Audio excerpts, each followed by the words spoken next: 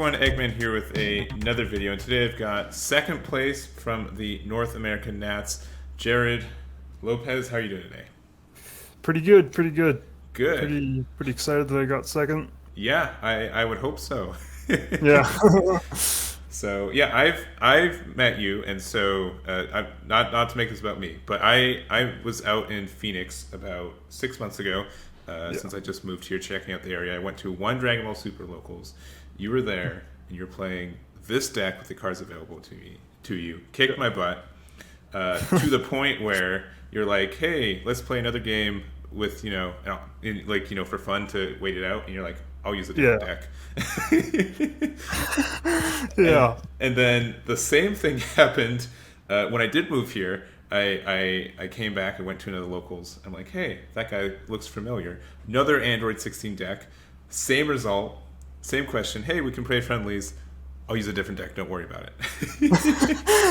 Yeah. So I think you know the power of this deck, but you're really nonchalant about it. And I think that really carried you to your placement this weekend. Oh yeah, I had full faith in this deck. I knew what it could do. I tested it against a lot of matchups, and I knew it had a lot of good matchups across the board. So I definitely knew it had the potential to do something great. Cool. So what was the kind of initial thing that kind of turned you on for this deck? Well, I didn't see a lot of people running it. That's one thing. I always generally like to choose non-meta decks, even though I have chosen meta decks in the past. Sure. And yeah, it's just very unique. There's no real other leaders that do what it does. For sure. And it gets so much value. It has insane value. I can't agree with that more. And I think the sneaky thing about this deck in general is that it came out this year with the expansion booster. It got 2 cards of support. It got an Aandroidd 16 in set 14 and the promo. Both cards that have spiked in value single-handedly because of you. By me, but those cards I think are like the bread and butter. I think those added a lot of extension, but on the surface they just look like middling support for a middling deck. Yeah. No, absolutely. They added a lot of value. They gave us 2 targets for Zamasu, which is super important in this deck. Yeah. And they're both arrivals for 1 because the other arrivals are for 2 and 4 respectively, and both of them kind of fill a different niche. One, a blocker for 1 energy on arrival speed is great, and then also popping at arrival speed is also, I think, a pretty good effect as well. Yeah. The stalwart, the one that pops is really good against aggro. Just being able to pop something mid-battle. And the blocker is really, really valuable because if you have like a Boo Unison out, a lot of the times your opponent wants to attack the Boo Unison and not force a combo step, but with a blocker you can just force a combo step, which is something you really want in this deck. Yeah, and there's also some sneaky plays with that limiter disengage too, where since it does have the effect at active battle to remove a Unison marker, you can arrival it. If your opponent's trying to go in and they give you their Unison double strike with something, you can arrival this for 1, pop it with its own effect, and then remove the marker, which also removes the boost from that Unison, right? Yeah, which I actually did not know that ruling. Which is really good to know. Yes. Because it's very important to know. For sure. So real quick, the kind of how this deck works in a lot of ways is 1, it has this leader that has a negate the energy exhaust skill of all Aandroidd 16 cards with arrival, which is absurd, especially I mean when this card first came out there were only 2 targets for it, but then they doubled that over the next couple of weeks, and that just means that you have like easy charges every turn, and not only that is that they're free charges, but they are resources to play later. Absolutely. It's absolutely amazing. Like you charge your energy and then you could just play it later. For sure. And then it'll replace it. Yeah, so the front side of this is the only side that draws. You can choose 1 blue or green Aandroidd card from your hand, discard it, and then just draw 2, so you get some cycle there, which is really nice. And then you can awaken when your life is at 4 or less, or there's a total of 5 energy between you and your opponent. And the backside is kind of the crazy part. And I think, when I first saw this deck and when I saw you playing it, something I noticed is that you would generally awaken moderately early, right? A lot of people, I think, would want to stay on the front side. It's really tempting, right? Because the idea for that draw 1, draw 2 immediately think, oh, this is where you get the most value from this leader. It's where you get the cycle. But I would argue, after seeing you play this weekend, that the backside is so much more value over time. Yeah, absolutely. I'd 100% agree. Being able to get the 10K on both turns is super, like, so much value. You could play really defensively, and you just want to start rivaling your Aandroidd 16s from energy as soon as possible. And so because they'll net you so much value. For sure. And so the interesting thing is that it has this permanent. You can pay the skill cost for and activate the arrival of blue-green cards of skill cards in your energy area. I don't think it's restricted to just Aandroidd 16s, right? It can be any arrival cards. Yeah, you can arrival any blue-green card, although if it's not an Aandroidd, you won't get the energy replaced. Gotcha. But if you want to, you could just put in any blue-green arrivals and then arrival them from energy. For sure. And then also has this active battle, which we mentioned already. You can, once per turn, use one blue or green multicolor Aandroidd card in your drop area in a combo. So there is no inherent draw with this, but just the fact that you're able to combo with these cards for free means that, depending on how much you value a 10K, I'd say that's somewhere between 1 and 2 cards worth of value. You get that every turn. And so that can be your turn, your opponent's turn, and I think that can generate a lot of resources as the game goes on. Exactly. You don't have to draw, but it saves you having to combo cards from hand on your turn and your opponent's turn. And I think the other really interesting thing about this list is, going into it, I think hand destruction was something that was on everyone's mind. And even though you have normally, I'd say, smaller than average hand sizes, it really doesn't matter. You get all your value as soon as you charge things. You don't need a hand to be able to make plays, and I think that what really makes this deck strong.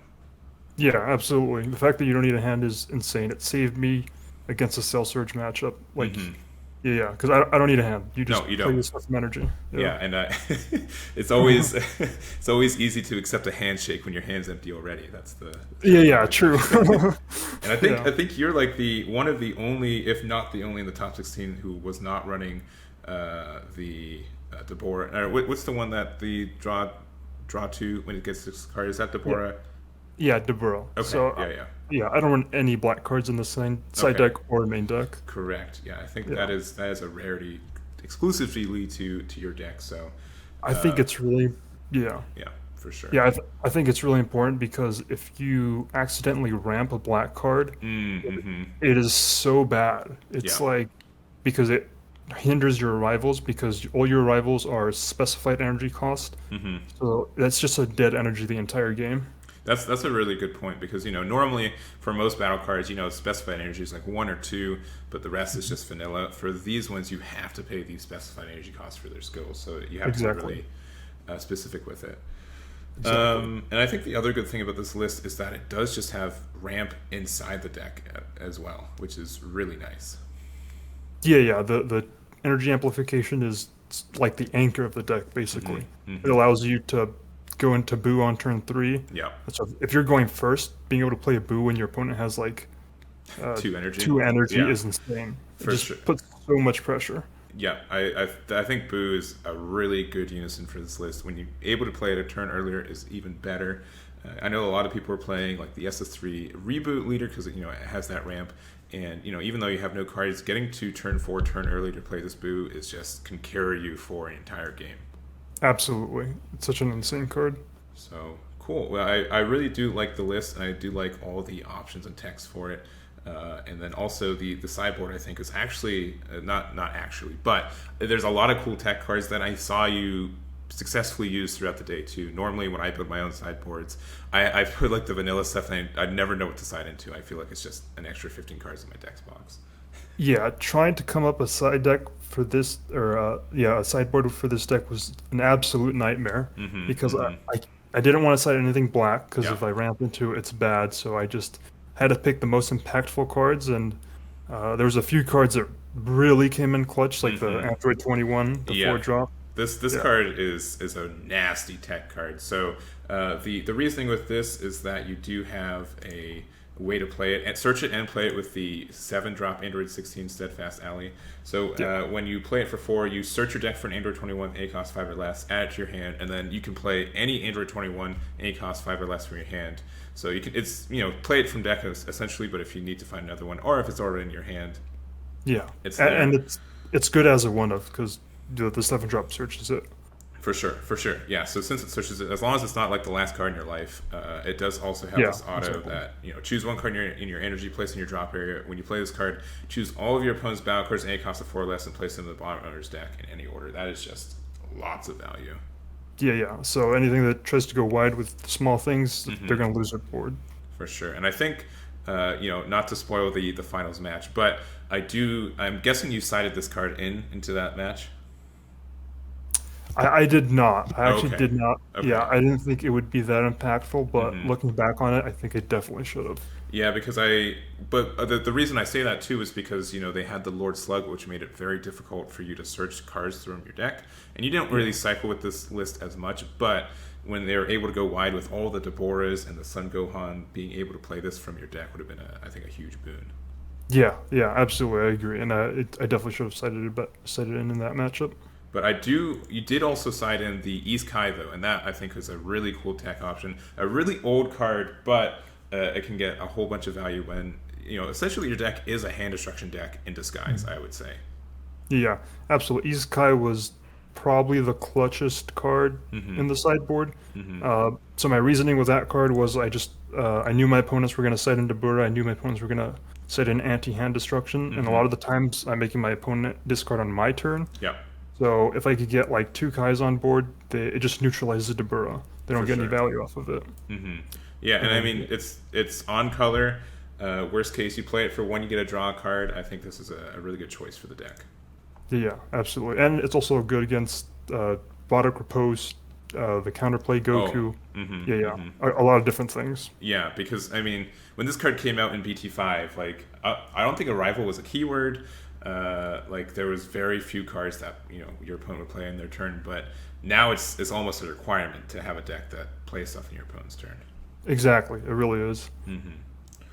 I think that's pretty much the deck in general. I think it's super strong, and I think the thing that really carried it is that you do know this deck. I think you've been playing it since it came out. I think you've looked at every card, you've been adding to it since then, and for me, as commentating everything, I'm like, oh man, he played an Aandroidd 16. The art's all the same. I'd have to read it, and I can only imagine most of your opponents were in the same boat for a lot of that. Exactly. There's just like so many 16s. They're like picking them all up, trying to read them, see what they do. That's one of the reasons I picked the deck. I knew not a lot of people knew what it did. Yeah, and I doubt you could ride off that for much longer. But true. now that the cat's out of the bag. Yeah. But before we go to your matchups, any I would say glaring changes you would make? I know getting second, it's hard to make any changes. I think this is super well crafted in general. But anything you would last minute change after that event? I think the only things I would change would be in the sideboard. I would add in more East Kais because I think they're really valuable. Yeah. And I would also side in some sort of barrier removal. Gotcha. I definitely underestimated the value of Slug. Yeah, Slug did a lot, I feel like. Oh yeah, 100%. There's a few good options to get rid of barrier. You have Close Quarters, Goku. You have the new Kabla that actually does get around barrier. Yeah. And having 3 blue cards isn't a problem in the battle and combo area. Yeah. There's also that like older extra card for 3 that balances it, and you get a draw 2 when you use it. Yeah. Although I don't know if I'd side that one in just because it returns it back to hand. True, but I mean, you get it back to hand and you just make him discard it. I don't know. That's my opinion. I like that card too much. It's my True. tech, The draw 2 is really valuable too. Yeah. And the always combo thing as well. Yeah, exactly. Well, cool. Well, then going to your matchups, I'm guessing you played a lot of Higher Dragon. But what would you say was one of your heart? I definitely am super happy, and these matches should be going up to the Stage Zero YouTube channel sometime this week, and there should be links in the description as well when we get more specific mats. But when you had your match against Rohit, I think that was one of my favorite matches from the entire day. Oh yeah, that was definitely a fun matchup. It was definitely unexpected. Yeah, I didn't see that one coming. So I was a little bit worried, but with Aandroidd 21, yeah, because I didn't know whether he wanted to do like mill, maybe red, blue, just try to make a bunch of tokens and then mill me out or something. And I know Rohit too, and he's, I'd say, in a similar boat. He really likes that blue-green Aandroidd ramp.